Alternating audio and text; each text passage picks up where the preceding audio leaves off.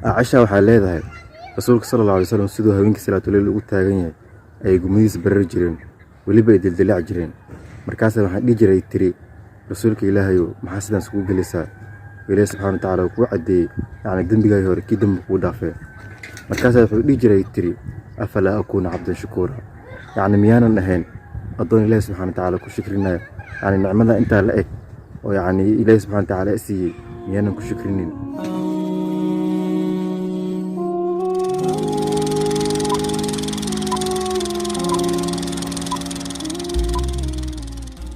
السلام عليكم ورحمة الله تعالى وبركاته. waxaan ka hadli doonaa maanta istighfaarta daa'imo oo Ilaahay subhanahu wa ta'ala markasta damna laga dalbado. Rasuulka sallallahu alayhi wasallam wuxuu leeyahay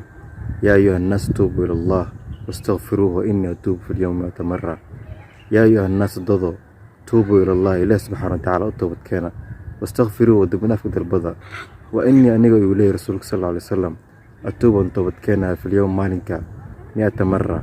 بخوجنا إلهي سبحانه وتعالى أطوبت كان يولي رسولك صلى الله عليه وسلم نو محمد ودم بكيسي هوري يكيدم رودم دافع وإلهي سبحانه وتعالى أوعدي أيعدنا في إليه مالك أحن طوبت كان يا بخوجة إنا فتحنا لك فتحا مبينا ليغفر لك الله ما تقدم من ذنبك وما تأخر نو محمد وإلهي سبحانه وتعالى أوعدي إن دم بكيسي هوري يكيدم رودم دافع أيعدنا في إليه أنا نو محمد أي مالك بخوجة أطوبت كان Aisha waxay leedahay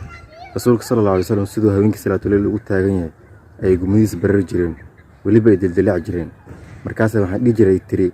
rasuulka ilaahay maxaa sidan isku gelaysaa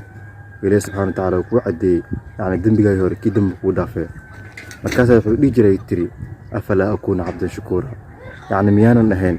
adoon ilaahay subhanahu wa ta'ala ku shukrinaa yani nicmada inta la eg oo yani ilaahay subhanahu wa ta'ala siiyay miyaanan ku shukrinin mar qof bini aadanka dambi lagu maawayo yani rasuulka sallallahu alayhi wasallam wuxuu ku tilmaamay qof bini aadanka yani qof adduunyo jooga wuxuu la mid yahay qof yani biyo ku dhex socdo kale sida bad ku dhex socdo kale waayo qofka bad ku dhex socda san gumadiisa qoyaan lagu waynin